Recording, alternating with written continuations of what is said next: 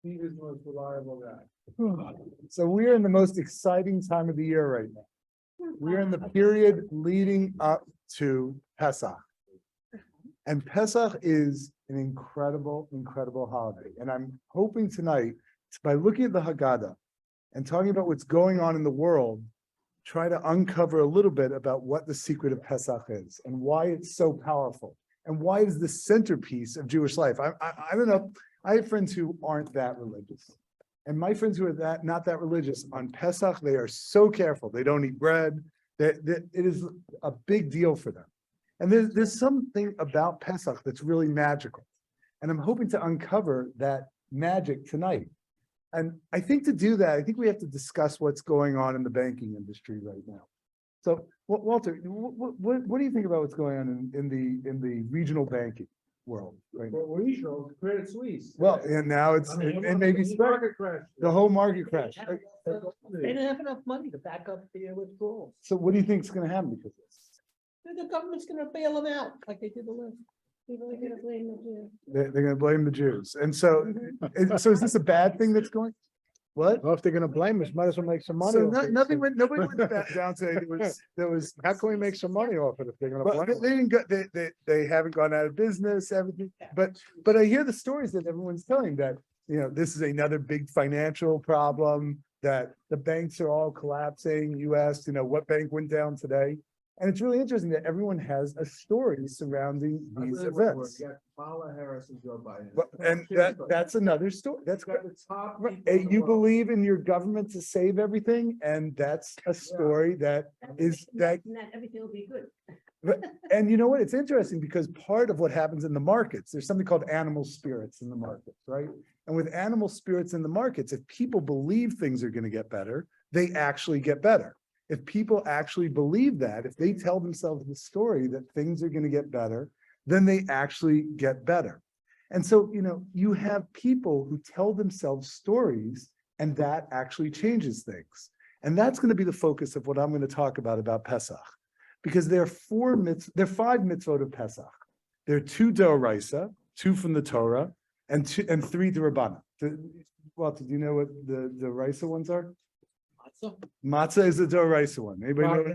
Magi. So there's 2 d'oraisa. Maror? So maror is the d'Rabbanan. That's right. What are the other 2 More d'Rabbanan? questions? No, 4 questions is part of Magid, and we'll talk about that tonight. So what are the other 2? There's matzah, arba kosos, right? That's the Rabbanan. I'm sorry, Korpos? karpas. That's part of actually the telling of the story. So there's one We're more. one short. We have 2 derisas. We have 2 d'oraisas and 3 Rabbanan. Magid and matzah are the there's the 4 arba koso. There's the maror, and what's the third? What? What? Sorry, The end of the year. Carbon Pesach is not. That would be d'oraisa if we could do it. Oh, That would. how are you? How are you? Good to see you. Grace after the. 6:45. Not the grace after the meal. Give us a- Yeah, we'll say it at the end. We'll say it at the end. So there's 5 mitzvot, 2 of which are d'oraisa. We're going to focus on the 2 d'oraisas. No, 2 d'oraisa, 3 d'Rabbanan. We're going to go back to this. We're missing a d'Rabbanan. So, Big. no, That's lower my right. expectations. So we'll, d'oraisa means that it's written in the Torah, that it's a halacha to do. And d'Rabbanan means that the rabbis have instituted that that it is an obligation, to go ahead and do these mitzvot as part of the part of the holidays and the obligations of the day. So the 2 d'oraisas, matzah. So it says in the Torah that you have to eat matzah. It also says in the Torah that you have to tell the story of Pesach. Afikomen is Magid? Afikomen is part of Magi. Well, yes, it's sort of part of Magi, yes. But does anybody know where the obligation to tell and Hallel is the other d'Rabbanan? Hallel, but I want to say Hallel. I'm sorry, I missed it. And Hallel is very important. I wanted to say it at the end because it's all part of what the message of Pesach is. Mara is mentioned in the context of eating it with the carbon Pesach. Right, so the mitzvah itself of eating maror today is d'Rabbanan, because we don't eat it in, we have we give a nod to it because we eat the korach sandwich, which is, you take a little matzah and it used to be like a shawarma. Do you do lettuce or do you do the real maror? I wanna know. I do the real maror, which is Me too. lettuce. No, I actually combine the two. I like the spicy stuff. What's What? the difference? Yeah, romaine lettuce is actually Not real maror. Not horseradish? No, well, horseradish is the fun stuff, but most people use the romaine lettuce is But what it's not- it's. How does that give you the bitterness? of the slavery. That's a topic for maybe next week. Tonight, we're gonna talk about this idea of telling the story of Pesach. So now you look at what's going on in America today, right? Everyone has a story about what's going on in America. I read a statistic yesterday that 20% of Republicans believe that Democrats are pedophiles. This is, I don't know, I'm not gonna tell you the source, I don't know if it's true. 20% of Republicans, and associated with that are all these horrible stories about Democrats and Democratic leadership, about how terrible these people are. They have a story about what Democrats are. And Democrats have a story about Republicans. They're evil. I mean, look at what happened with Trump, okay? The election of Donald Trump is a great case in point. And, sort of everything that's unfolded since that election in 2016 is some remnant of this divisiveness that's in America. I think it started with I think you're right. And but I think you're right. I think it came to a head with Donald Trump, and that the election of Donald Trump reflected a lot of what happened with Obama. In fact, there's a famous sociologist whose name is Hochschild. And Hochschild was a sociologist from the University of Berkeley. And this sociologist, Hochschild, she did an analysis of the Tea Party, which was the precursor to those who supported Donald Trump. And she decided, since she was working and living in Berkeley, California, that she wanted to go out and get an understanding, have empathy for those who were supporters of the Tea Party, the precursor to the Trump movement. So she went and moved to New Orleans and lived with these people. And she realized that these people were generally educated, were very smart, were of, middle class, not lower class as people framed these people to be. But there was something that really bothered them about what was going on in America. And that was, they had an idea of who they were that was incongruous to what they saw happening in the country. America used to be a place of rogues and heroes. There was the Al Capones, there were the Dillingers, look at the big movies like The Godfather, and then there were the heroes. There were the John Waynes. And America evolved into something different through the 60s, through the 70s, leading up to, I think, the election of President Obama, where a good part of middle America, and if you look at the election map for Donald Trump, it was the two coasts were for Hillary Clinton, and the center of the country was for Donald Trump. And the people in the middle had a story that they told themselves, that they were part, and this is the analogy that this sociologist Hochschild gives.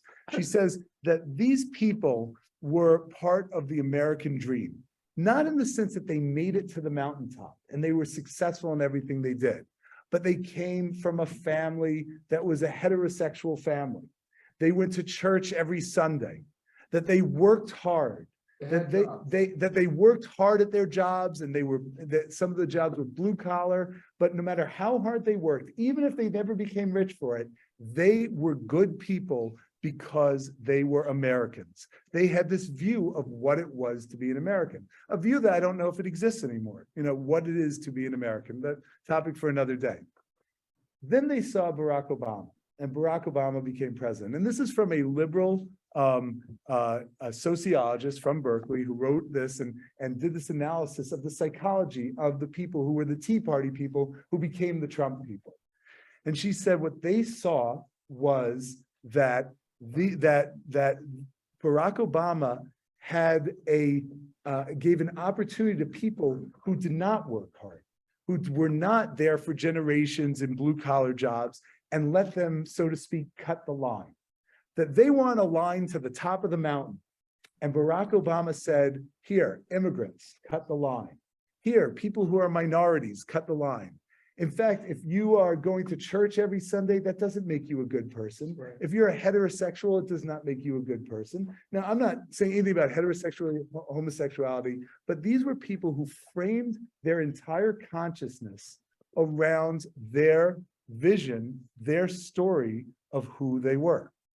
And because of that, it changed everything about who they voted for, about the politics, to the point where we had a January 6th. You know, whether you're a Trump supporter, a Republican, a Democrat, this got to a point where the country has heated up to where there are people who are so tribal right now, today, in the context of not Donald Trump being president, and it's because we are all adhering to a deep story. And what we're going to find from looking at the Haggadah is the Haggadah recognizes the import of our story, the story we tell ourselves about who we are. Look at the story we started with tonight. We started with the story of the banks, what's happening in the banking industry. I've heard everything at this table tonight, from the world is going to collapse because the banks are all collapsing, to the government's going to come in and save everything, everything's going to be okay. But all these are stories. These are stories we're telling ourselves, stories which will affect how you invest, how you spend your money. The stories that we tell ourselves is how we live our lives. So now let's go back to the two mitzvos d'oraisa of Pesach night, of the Seder. Two mitzvos d'oraisa are matzah and magid, the telling of the Passover story. And the telling of the Passover story comes from a pasuk that says, V'higadata lebincha b'yom hahu le'mor, and you should tell your child on this day, le'mor, saying, Ba'avur zeh, because of this, asa Hashem li, Hashem did this for me, b'tseisi b'mitzrayim, that I came out of Egypt. Personal. And so it says le'emor. Now that word le'emor means to say. And that word is the essence of the halachic obligation of Magid, the part of the Seder where we tell over the story of Pesach, and also the Torah obligation of the retelling of the Pesach story. So we have in that context this idea that we have to tell the story. Every day we have an obligation, Zecher L'Tzias Mitzrayim, that we have to go through life and anything that's going on in our life, remembering that we were slaves in Egypt, that Hashem took us out of Egypt with an outstretched arm and did all these miracles for us. And that is the way we're supposed to live our life, knowing that. But one night a year, we have an obligation to tell that story. And that is on Pesach, an obligation that is a Doraisa obligation. And so this idea of Magid, Lahagid, does anybody know where the word Lahagid first comes up in the Torah? Where's the word Magid come up in the Torah the first time? Michael, I'm relying on you to get this one. I would tell remember that. And I want to point out that the Haggadah is called Haggadah, Magid. It is the telling of a story, right? And we were discussing the importance of a story. So what? Much earlier, much earlier, much earlier. There would have been no Eretz Yisrael. Right, yeah, and we're going to get to that and why it's so important, why it's so connected to being a Jew. So what is the first instance? The first instance is Hashem comes to the Garden of Eden after Adam and Chava have eaten from the tree. And he says to them, where are you? Because they were hiding. And they said, we heard your voice and we were naked, so we had to hide. And then Hashem says to you, Mihi gilachem, who told you that you were naked? Who told you you were naked? Who magid? Who told you the story that you were naked? They were no more naked now than they were.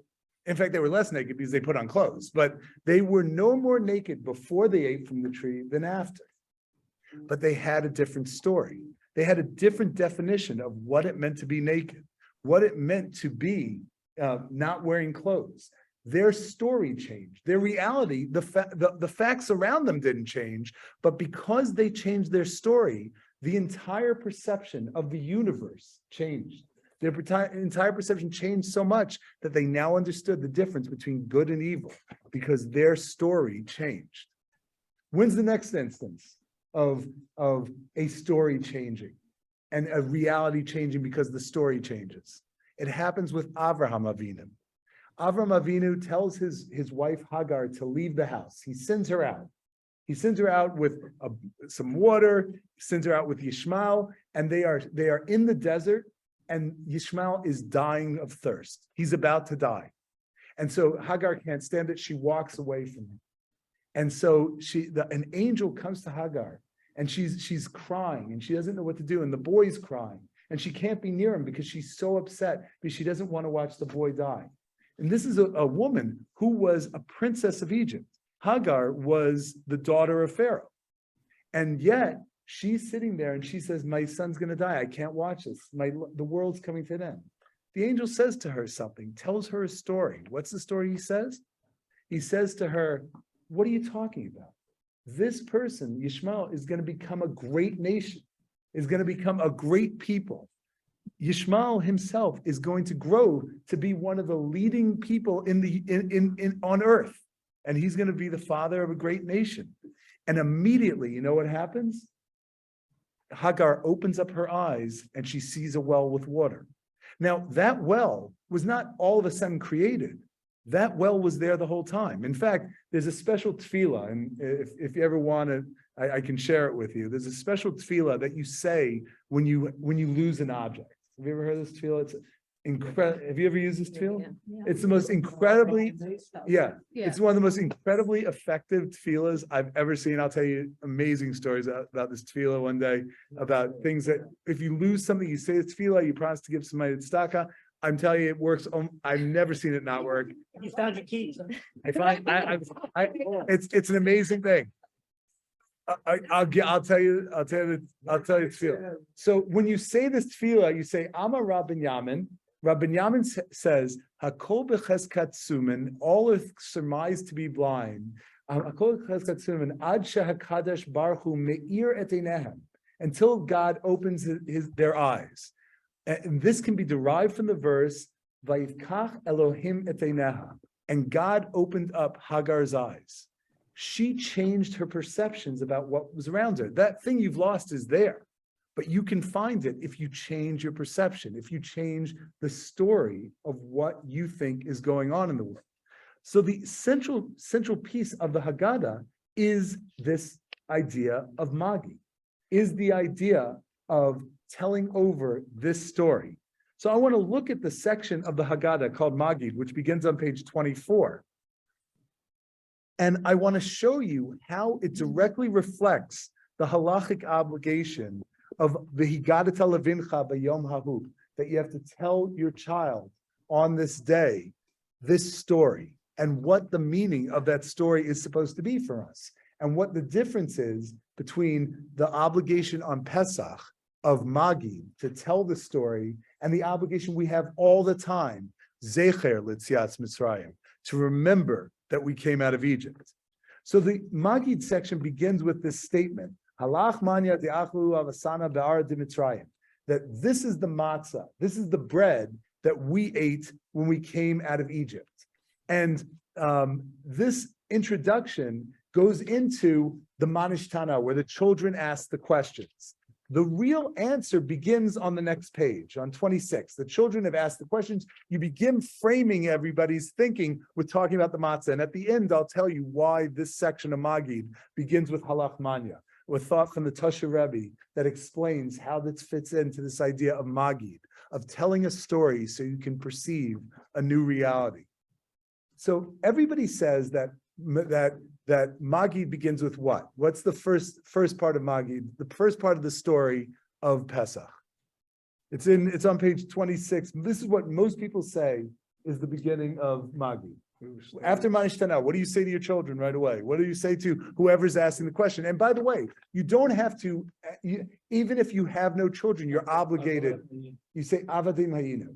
And some people, my father-in-law is one of them, have a tradition of saying, you asked a good question, I'm going to give you an answer. So there's a Haggadah called the Haggadah of the Malbi. And most people say it's not by the Malbim, and there's an essay written about this that's on the Orach Chaim, that's on the Or Sameach website, which I'll refer you to, which you should look at, which some of this is taken from. That idea of Avadim Hayinu b'Mitzrayim, it says, so they asked the question, the children asked the question, the answer is, can you read on page 27? Michael, would you mind?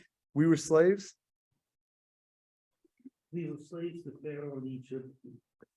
And Hashem, our God, took us out from there with a mighty hand and an outstretched arm. Had not the Holy One, blessed is He, taken our fathers out from Egypt, then we, our children and our children's children, would have remained subservient to Pharaoh in Egypt. Even if we were all men of wisdom, understanding, experience, and knowledge of the Torah, there would still be an obligation upon us to tell about the Exodus from Egypt.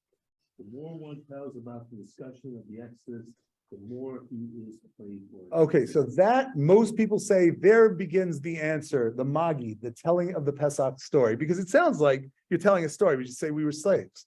But in actuality, that's not a storytelling, right? A story has a beginning, a middle, and an end. If you look, the story really doesn't begin until page 30, the story of the Jewish people. Mitchila, from the beginning, originally, Ovdei Avodah Zara Hayu Avosenu. That's the beginning of the story. This other stuff is not the beginning of the story. It's something else. This beginning of the story, according to this Malbim Haggadah, and according to the interpretations that people have of it, is not designed to tell this story. It's not designed to answer the question. It's designed to frame our perspective on why we're about to tell the story. Avadim hayinu l'faro b'Mitzrayim. You think you are who you are? You're not. You were a slave.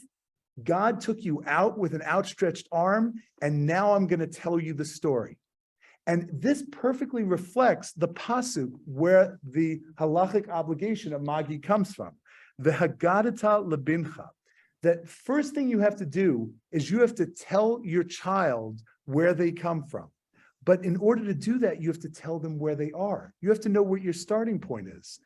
You think that you're Michael, you think that you're Rachel, you're not. You are somebody who was a slave and who God personally came down and brought you out of Egypt. Whatever your self-perception is, I want you to put it on hold. So we're going to begin the Pesach story by giving an introduction and telling you that this message that I'm about to tell you of the story of Pesach is for you to know that you're not who you think you are. You are actually somebody greater. And this is not just for you, even if you're as knowledgeable as Michael and know the Torah backwards and forwards. It doesn't make a difference. If you were wise, no matter how wise you are, you have to take a moment and realize and share with others that you are somebody who Hashem reached into their lives personally and took them out of Egypt. And so it goes on, this whole idea of the pasuk of saying, V'higadata levincha, goes on to tell this whole story of telling the story to children. And so the beginning of that pasuk, V'higadata lebincha, goes through the story of the four children who ask questions. We haven't even begun the story yet. The beginning of the Magid section is to tell you where you're at and to let us have perspective on where we need to go in the context of telling the story. The next part of the story is the actual Magid, Metchila of De Avodah Zara. That's when the story of Pesach is actually told. We have the story of originally our ancestors were idol worshipers. And then it talks about the history of the Jewish people and that God has pledged to save the Jewish people. And it goes on to tell the whole story on page 32. It goes back to Yaakov. Now we're into the story. The introduction to Magid, all the stuff from Avadim Hayinu is just to tell you why we're here. We're here to change everyone's perspective on who they are. We're here to rewrite your story if you don't remember that you are somebody who was taken out of Egypt. And it goes on and on to tell this story about the about how Hashem took us out. Biyad Chazakah on page 36, he took us out with a strong arm. Then it talks about the plagues on page 38. Now we have the whole story that you have to incorporate into your life. Whatever story you've been telling yourself, you need to rewrite it. The introduction, when we're talking about V'higata Bincha, first we tell you the children, which we all are, we have to understand who we actually are. Now I'm going to tell you the story of who you are. And then the next section of the Haggadah, after we go through all the great things that Hashem tells us that all the great things that Hashem has done for us, is we say that we should tell the story of coming out of Egypt. This story can be told from the beginning of Rosh Chodesh. And there's a whole discussion of when the story should first start to be told. And it says, Yachol Mirish Chodesh, that you should start telling this story, start telling people this story so they can get into Pesach from the beginning of Rosh Chodesh. And that also perfectly reflects the pasuk that is our obligation to tell the story. V'higata lebencha, you should tell the story to your child. B'yom hahu, on this day. So there's a discussion in the Haggadah what this day means. Does it mean from the beginning of Rosh Chodesh? So the Magid section is perfectly reflecting the pasuk that tells us that we must tell the story of coming out of Egypt. Le'emor, telling the story. And so the next section of the Haggadah goes on to tell more about all the wonderful things that Hashem has done for us. So v'higata levincha, we have to tell the story, we have to know who we are and where we come from. Bayomahu, and we talk about what day that is. Le'imor, saying, telling the whole story. Ba'avur zeh, because of this, asa Hashem li b'tzeiti Mitzrayim. Ba'avur zeh, the next section of the Haggadah says, Rabbi Gamliel haya omer, kol shelo amar shosha devarim elu b'Pesach, lo yitzei yidei chovaso ve'eluhein, Pesach matzah umaro. And so it's the next section of Haggadah says that Rabbi Gamliel says, if you don't talk about these three things on Pesach, you haven't really fulfilled your obligation. Why? Because the pasuk says ba'avur zeh, and each section of the Pesach of those things that you talk about, Pesach, Matzah, and Maror, I'm on page 44, says, it doesn't say this about Pesach because we don't have it today, it says Matzah zu she'anu ochlim, reflecting Ba'avur zeh. Why do we have the Matzah? Ba'avur zeh, because of this story, we have the Matzah. The Matzah reflects the story. It goes on to say in that pasuk, that is the requirement for the telling of the two mitzvos d'oraisa of Pesach, that we have the matzah eating and we have the magi. Ba'avur zeh. So now we've talked about ba'avur zeh. Asa Hashem li. So asa Hashem li. We have to relate this to ourselves. And the next section of the Haggadah begins with the whole dor vador, from every generation to every generation. So this is not a story that happened to us thousands of years ago. This is a story that happens to each of us today because it's part of who our story is. It's part of what makes us who we are. It goes on, Asa Hashem li, that the whole dor vador, that it's happening to us.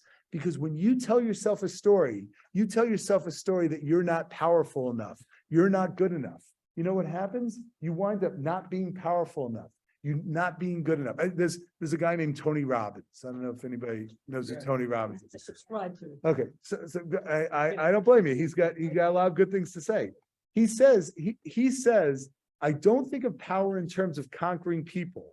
I don't think of it as something to be imposed. I'm not advocating that you should either. That kind of power is seldom lasts, but you should realize that the power is a constant in this world. You shape your perceptions or someone shapes them for you. So we have the power by telling the story, by writing the story for ourselves to shape our perceptions of everything. Like Adam, by our perceptions changing, we went from being nude to being naked. It changes our entire perception of reality. We went from thirsting for water to knowing that we are going to be a king and we're the daughter of a king like Hagar, and being able to see the water in front of us. So this is the whole perspective that is given to us. And then finally, Asa Hashem Li. Once you say Asa Hashem Li, and this is why I wanted to wait to say the fifth mitzvah, the mitzvah derabanan of Pesach, b'tzeisim mitzrayim. Once you feel that you came out of Egypt, how could you do anything but say Hallel, which is the last part of the Magid, of the Magid portion of the Haggadah. You are saying that you now incorporate into yourself this story that I am free. Anything that's going on in the world doesn't make a difference. You are not your perceptions of the world. Everything that you think has to do with what your parents thought, what your grandparents thought. There was something that happened in your parents' lives or your grandparents' lives that affects your decision about whether to eat the sushi tonight or not. Everything that you tell yourself, the story that's been engraved in you, affects every decision you make. But if you realize that your story is Avadim Hayinu Leparo b'Mitzrayim, that we were slaves in Egypt, but Hashem personally came in and grabbed us and took us out of Egypt, biyad chazakah, with these incredible signs and wonders and miracles, we realize that the world that we perceive is not what we perceive at all. We're princes and princesses. We control the universe. We are partners with God. God came down and touched us. How can we not sing Hallel once we come to that revelation? So this pasuk that obligates us, one of the two D'oraisa commandments, v'higadata levincha, you have to know, my child, who you really are. Bayomahu, on this day, and the Haggadah perfectly reflects this pasuk, that we have to know this, that it has to be done on this day. Lay more, saying, telling the story. Ba'avur zeh, and so we have these things on the table, the process, Asa Hashem Li, that it's for all generations, b'tzeisim mitzrayim, that I came out of Egypt. And that's the power of Pesach. The power of Pesach is to turn our entire lives around. In the introduction to the Sefer Shmos of the Torah, Ramban says, R-A-M-B-A-N, says that the reason that you have the miracles told in Egypt, that the reason we have these stories is not so we'll know about those miracles, it's so we'll perceive the miracles in our lives every day. It's the miracles, the big miracles teach us to recognize the little miracles. That's the whole point of Pesach, is to take ourselves out of the story that we've written for ourselves. We're not good enough. We're not smart enough. We're not rich enough. We're not. Nobody at this table could possibly say that last thing. But any negativity that you would have in your life can go away in an instant if you rewrite your story. That is the whole point of Pesach. The entire framework of America could change if people would rewrite the stories of what they see going on in the world. The markets wouldn't be suffering from banking problems if people rewrote the story of what's going on. People have to rewrite their story. And I want to leave you with one final thought, which comes from the Tosha Rebbe about the very beginning of the Haggadah. The very beginning of the Haggadah, you say Kiddush, and then you say Halach Ma'anya. This is the bread of affliction. So on this, the Tosha Rebbe, who's was a big tzaddik who lived in Canada, his son is now the Tosha Rebbe, he's also a big tzaddik, but in his interpretation of the Haggadah, he says, Halach Ma'anya, this paragraph of introducing the matzah, anybody can come and eat it. That's what you say in the beginning of it. Why do you say it? Yesh lefarish b'derech remez v'hitorut. There's a way to explain this in a hint and a way of getting us excited. Ki ba ba'al Haggadah betchila Haggadah, because the author of the Haggadah begins in the beginning of the Haggadah le'orer, to get us excited at libo, our heart, b'nei Yisrael, that our heart should be excited. Lehibonem b'kedusha halayla hazot. So you should know how powerful and different. The word kedusha is really like something that is something from a movie. It means something that is separate, something that is different. Why is this night different? Ki belayla hazot hu azman sheyachol kol bar Yisrael af hagroa biyoter lahagia le'emuna shalema b'Hashem Yisbarach. because the power of this night, by doing this process of telling the story, by realizing that we are just telling ourselves a story in whatever we're perceiving in the world, by perceiving ourselves differently, by telling that story to rewrite our own story, we can become the holiest people in the world. And even if you're on the lowest level, if you sit there and you tell yourself this story and you believe this story, you can rise to the highest level of emunah. And that's the power of the Pesach night. Now, it has a kedusha, it has something that's different about it because God designated this night to do it. So there's something in the right. The whole night is devoted to the kittel. I was thinking about this today when I was preparing. The kittel. Wherever the young person wears the kittel during his practice Seder. I expect you to wear your kittel next week. Maybe I'll do so. A kittel is worn 2 times, okay? It's worn at the Seder, and that's worn 3 times actually. It's worn at your wedding, it's worn at the Seder, and it's worn when you die. You're buried in a kittel, or men are buried in a kittel. And so this idea that these 3 things are the biggest periods of change in a person's life when they become a new human being. Because when you die, you become a new entity, right? You become something different. When you get married, you become a new entity. And on Pesach, this is the night where you can attain emunah shlema. Now you need to do this process to do it, but Hashem has laid down the groundwork. The magic is in the air. The magic of Pesach to be able to rewrite your story and become anything that you want to be. Beautiful. Wow. Beautiful. Yes. On Yom Kippur, also wear a kippah. What? A white. Yeah. Sometimes I wear it on Yom Kippur. Yeah, you wear it on Yom Kippur also, a time of total renewal, total Right. change. I just It's the same. wanted to know No, that's- I thought I said that. I'm sorry. 3, but. Yeah, 3. The third one is Yom Kippur, exactly the same And reason. then you can do it on, Because it's a period of reset. Yom Kippur is a period of reset. Pesach is the period of reset, but it's So it's done 4 in a, things. what, So it's what did I 4. say? It's wedding, Yom Kippur, Pesach, Pesach. and when you die. Oh, when you die, I'm sorry, you're right. 3 when you're alive, I 1 just when, think I got it wrong. what? No. You bury your house and your Kippur. I'm sure it's symbolic of this idea of renewal. And so the whole point is that Pesach gives us a real opportunity to change our entire perception of the universe. Sounds good That's to me. beautiful. Great Alan, class, so Alan. Great inspiring. job. Oh, Great thank job. you. Great Can job. you do it again? Yes, next week.